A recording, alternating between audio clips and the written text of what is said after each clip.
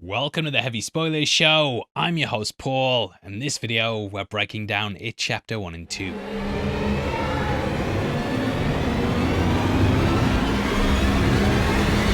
With Welcome to Derry now out on HBO, I thought I'd revisit those first two films to point out some of the creepiest details in the movie. Throughout the movies, hints towards Pennywise or Pennywise himself constantly appears in the background of a scene. There's an insane amount of appearances throughout both movies, and in this video we're going to be going through them all. Now this is a topic I have touched upon before, but I wanted to go back to it and update the video with all of the sightings. We'll also be breaking down those first two movies again in more detail down the line and kind of going over the book, but this is reserved for the Pennywise appearances. But yeah, make sure you subscribe for that, and with that out of the way, let's get into the video.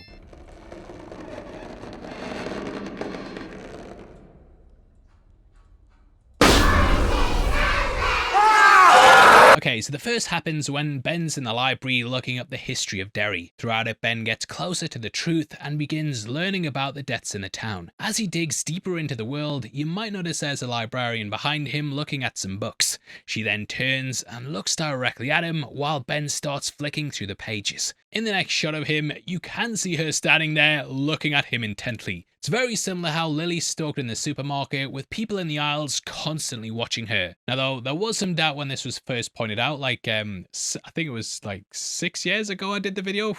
I think Muschietti's later work backs up this point. It's also important to note she's standing in the exact same position when the balloon then appears at, which for me cements it as the character taking her form. Now as this is going on, Ben is of course flicking through the book and there's another Pennywise that you might have missed. It happens for about a split second in the film, but pausing it allows us to get a much better look. In the photo of the kids, we can see a figure in the top left, which is none other than the story's killer clown. This photo is for the Kitchener Ironworks, which is something the series is discussing more and more. It was a massacre in which 102 people died, and along with this was 88 children. This confirms the clown was behind it and the reason that the town was sent into a state of grief. Now not long after this scene, Ben's caught by Henry Bowers on a bridge.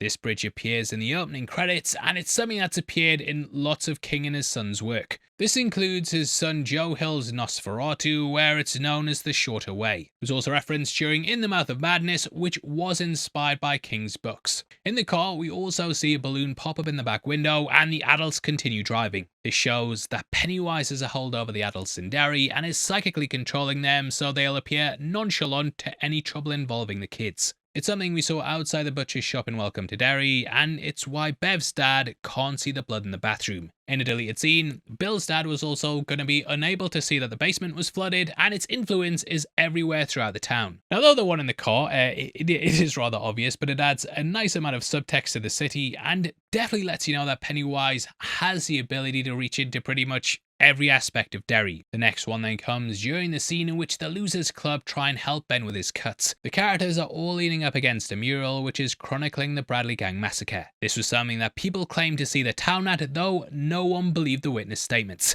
However, the Welcome to Derry credits have cleared this up, and you can actually see Pennywise's face in the markings watching them. Now what's interesting about this mural is if we rewind the scene, Pennywise's face isn't there when the Losers Club first arrive, and I don't feel like this was a continuity error. To me, it's an awesome little addition that once again cements just how capable Pennywise is with hunting his prey. He can follow them wherever he wants to, and this makes him infinitely more terrifying. Bill actually also rides past this mural during It Chapter 2, and we can see that Pennywise is still in it, if a little faded. At Ben's, they also discuss the history of the town, and we see drawings of the creature with the founders. Up next is another rather obvious one, but I thought I'd include it just in case you missed it. During the scene in which the Losers Club all admit they're afraid of something, we can see a clown on the stage in the background. When Richie says that he hates clowns, the figure reaches out menacingly to him with a balloon, and from this point, he just creepily stares at him. Now this is likely another form of the creature, with him taunting Richie about his fear of clowns. I don't think it's any coincidence that it's at this location that Pennywise later taunts Richie at during It Chapter 2. And clearly he's playing off this childhood memory to torment the character. At Beverly's home, we also get a split-second shot of a doll that looks similar to the clown. So its influence is kind of always in the background. This is especially true with the TV show that we see on every television throughout the city. Eddie's mother sits and watches it early on, and we can also see Bev's dad watching it later. Lastly, it's playing when Henry kills his dad, and it's in this scene that the truth's finally revealed. The host is standing there with a red balloon beside her, and she steps out the way to reveal the clown. His victim, Betty Ripson, is sat in the front row, and there's some other missing kids around him. Now, I feel like the show is its way of controlling the adults and brainwashing them through the TV. However, it doesn't sound like it's restricted to just the adults, and we can hear the host saying the kids should go play in the sewers. The sewer is a fun place to play with all of your friends. In case you didn't hear that, it says how you should go down to the sewers, bring your friends, and you'll all float too. Yay! That clown doll's also hovering over the TV and subliminally influencing the townfolk, which is a detail I love. The final one for the first film comes in a house on Nearbolt Street in which Richie becomes trapped in a room full of dolls. Not only is there one that resembles the original It portrayal by Tim Curry in the 1990s miniseries, but there's also one that looks like Pennywise on the right hand side. Both sides of the room show the history of Derry, and it showcases that the character was watching Richie far before he jumped out the coffin. The group then disband for a bit, and we get a montage of the summer. Ben returns to the library and sees photos of a woman standing over a well, and in this, she's actually handing over her baby to Pennywise. Now, this was actually going to be expanded upon in a deleted scene, where we'd see it in Derry as it started to take the form of a human. As we see in the flashbacks in It Chapter 2, it took the form of birds and predators initially. However, it realized that appearing as a human, that people would lower their guards instead of instantly running away. Its first forms as a person would have been shown in the scene with it telling the mother to give it her child. If it did, it would leave her alone, and this isolated house would be safe. This then tied into the cycles of the 27 years, and over time it would pop up, take some kids, and then go back below. Now, Pennywise, of course, later took on the appearance of a clown, so children would trust it, with this starting off as Bob Gray. Speaking of Gray, we do get a nod to him in the house on Nearbolt Street as we watch Richie grabbing a bottle. The label to this has a nod to Gray, who also just so happened to be an alias serial killer Albert Fish used. He kidnapped and ate children with him being a cannibal, so yeah, pretty messed up, and a clear inspiration to Pennywise. Now, before we jump to It Chapter 2, I just want to give a shout out to our merch store below the video. We've got several shirts inspired by Welcome to Derry, along with some of the others that you can see up behind me. We cover lots of franchises like Alien, Predator, Texas Chainsaw Massacre, Gen V. I can't rattle them all off the top of my head, but yeah, everything is on that store. The more you buy as well, the more of a discount you get, and they're the perfect gift for yourself or someone as we head towards Christmas, or their birthday, or whenever you're watching this. Now, for the second film, they'd of course locked down the Pennywise iconography and were able to layer it through the movie a lot more. For example, the Warner Brothers and New Line logo have deadlights in the background, which reveals Pennywise's true form. We also see the parade at the start, which is littered with red balloons. These balloons then float out from under the bridge, which is then mirrored in the shot of people sitting at the bleachers all wearing red hats. Just before the attack, Adrian also fills up a red balloon on the clown's head as part of the carnival games. Katie Lundman also plays one of the gang that attacks him, and interestingly, she also played the part of Betty Ripson in the first film. This recasting was done intentionally, as in Derry, those who die horrible deaths at the hands of Pennywise don't get to go to an afterlife. Instead, their doomed spirits remain in the town. Throughout the ages, they're reincarnated and go on to live very hateful lives. Mike mentions that it's like an echo bouncing every 27 years. The doomed spirits live in this cycle and follow the same reign of hate and pain that Pennywise does. Now, in Beverly's home, we then see her run past a large painting of her and her husband Tom Rogan. Over Tom's shoulder though, you can see the almost shadowy form of Pennywise controlling him. Pennywise could have corrupted Tom over the decades, and this has led to him abusing Beverly similar to how her father did. In the book, Tom also kidnapped Bill's wife and brought her to Pennywise, so potentially it was a little nod to that. We're then reintroduced to Henry Bowers, and we can see on the pictures on his wall that there's a giant red balloon. Pennywise next pops up just before he makes his attack on the young girl. She wanders after the firefly, and this takes her below the bleachers. It's here that she then meets the creature, however, you can spot it in the scene earlier. Now, it's very dark here. However, if we boost the brightness, we can see Pennywise off to the right hand side, which is such a creepy detail. The next major one we see appears during Mike's vision of how to carry out the ritual of Chud. When viewing how it came to Derry, we can see a form of Pennywise standing behind Mike, mimicking his movements. As we later learn, the ritual didn't necessarily work, and it's possible that Pennywise was basically leading him down the wrong path. and puppeting him about, which is why he does the same movements. This crash site is also what the Air Force Base is studying, and it all links back to when it came to Earth. In the next scene, we then see the original form that it used to attack the Native Americans in the area, which again was a giant bird and a huge beast. One of the forms for a split second though, it looks like the original spider form that's seen at the end of the 1990s miniseries. In Mike's room, it's very blurry, but there is a poster of Pennywise which is promoting the Derry Canal Days. We can see this to the left at 48:32, and having looked at the behind the scenes stuff, we get a better look at this poster. And yeah, due to the posters and appearances before, I do feel like this was placed by Pennywise rather than Mike. Because yeah, he's lived his entire life traumatized, and I don't know why you'd want that up. But yeah, it might be a reach. Now the next one is pretty obvious as it has been talked about a lot. This is Bob Gray, who again was a moniker Pennywise adopted. However, there's also some hints that Pennywise has taken over the room just before Beverly enters. This includes a door which says Marsh before then changing to Kirsch. You can also hear Bill Skarsgård talking as Mrs. Kirsch before opening the door. Yes? Sorry, I Can I help you? thought I rang Marsh. Marsh?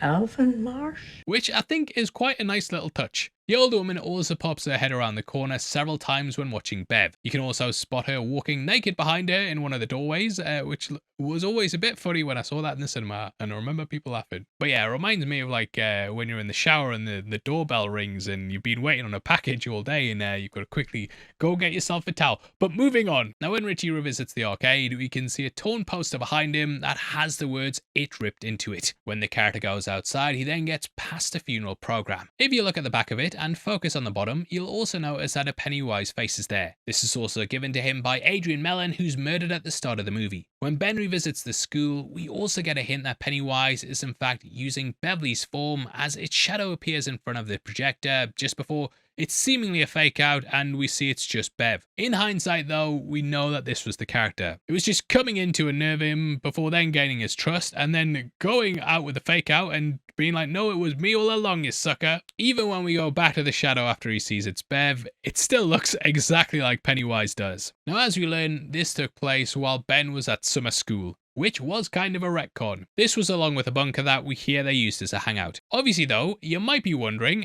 when they had time to do this, because they didn't really do anything like this in the first film.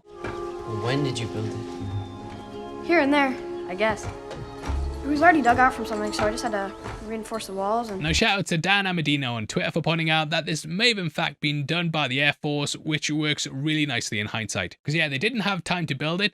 Everyone kicked off at the time on the internet, and now they're using the Air Force Base plotline as a way to show they dug it out. Anyway, when Bill chases the boy that now lives in his old house at the fun fair in order to save him from the snatch of the killer clown, we can see several elements of the fun house that feature the 1990s miniseries Pennywise, played by Tim Curry. Ooh, bit of a mouthful there, but yeah, they're not your typical punching bag, as they almost knock Bill off his feet when banging into him, showing that Pennywise, he always smashes you like the like button. Also, before Bill finally catches up to the kid, we can see Pennywise walking behind him, and he even appears right over his shoulder at one point.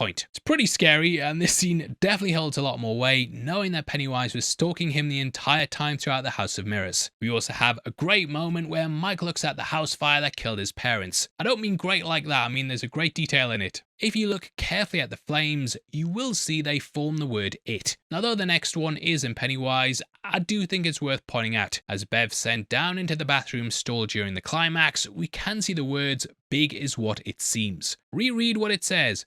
Big is what it seems. This of course plays into the ending of the movie, in which they overcome the character by showing that they are mentally bigger than it. This final Easter egg is a nod to Maturin, the giant space turtle that's basically the opposite to Pennywise. In the book, this helps the Losers Club defeat Pennywise by guiding the character psychically, and I feel like this is it, basically showing them what to do. Now kind of debunking some of the prior ones I've talked about in previous videos, we do see something in the opening of the first film that I don't really think are Pennywise, but worth bringing up. In the opening, we start off at Bill and Georgie's and see their house from the outside. We also get a better look at the street when Bill watches Georgie and can see his bedroom window and what's about the area. How about when Georgie draws a smiling face on the window, there's a blurry figure around the outside of the glass. This is white with red stripes on it, and it did kind of look like the shoulders and arms on the Pennywise costume. But yeah, I've watched this scene lots and lots of times. I don't think it is, but I have kind of gone back and forth over the years and did wonder if that was the case. So yeah, worth bringing up. Now in our first breakdown, I also pointed out how it looked like there was a Pennywise eye behind Georgie as he went down the stairs. In the original video, I actually photoshopped this because I was a bit of a clickbait dickhead, but then I seen there was like loads of other YouTube channels mysteriously making similar videos and pointing out the same thing with the same image that they apparently found when watching the movie. Did you find it really? Because yeah, I remember making it up. But it was just funny seeing so many places say they found it, and rather than giving me credit, they just put a made-up Easter egg in the video. You said it's all bullshit. Either way, that's some behind-the-scenes stuff on YouTube that I wanted to talk about for years, but never brought up till now. But yeah, I hope you've enjoyed us going through the movie. Please drop a like on the video as well, and drop a comment with all your thoughts below, and if you spotted any other Pennywises. If you want to follow us on Instagram as well and keep up to date with what we're doing, then make sure you check us out at Heavy Spoilers. Did you know as well that members of the channel also get early access to videos like this every single week? If you click the join button, you get at least one breakdown a week before anyone else, and it costs just 99 cents a month. Huge thank you to everyone who does that. It makes a massive difference to the channel, and yeah, it means that we can just take our time and make great videos all the time, like a 90-minute long breakdown of Ex Machina or something. That video will be coming out soon, or it's on screen right now. But yeah, huge thank you to everyone who's watched this one. I've been your host Paul, you've been the best, and I'll see you next time. Take care, peace.